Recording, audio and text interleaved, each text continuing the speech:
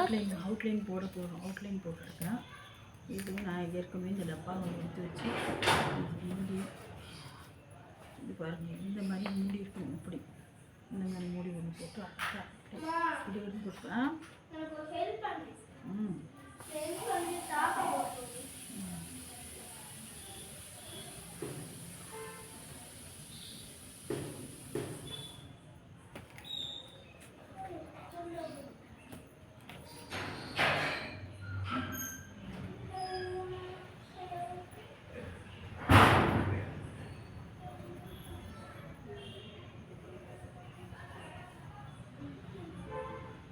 அழகாக வருங்க. கொஞ்சம் சீக்கிரமாகவும் போட்டுடலாம். அந்த மாதிரி தயார் பண்ணால் கொஞ்சம் சீக்கிரமாகவும் நம்ம போட்டுடலாம். இப்போ அழகாக வருது பார்த்தீங்களா?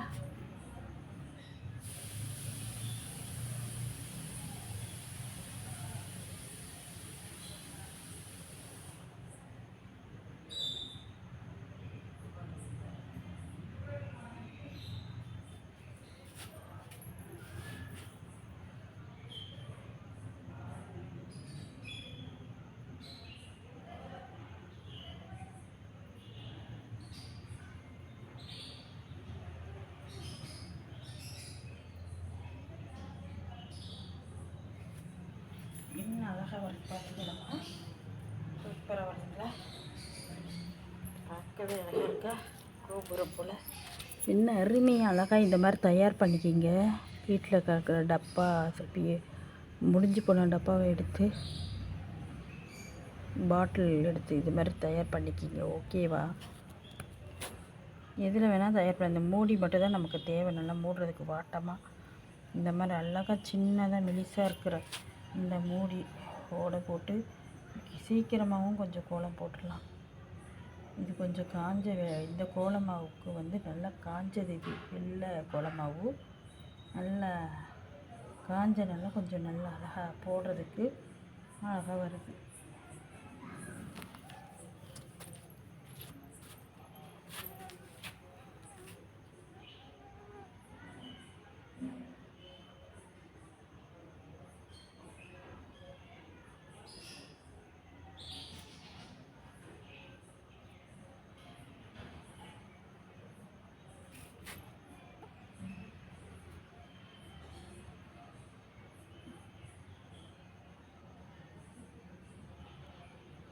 அவுட்லைன் இப்படி கொடுத்தா இந்த கோலத்தோட அழகு இந்த அவுட்லைனில் தான் நல்லா அழகாக வருங்க.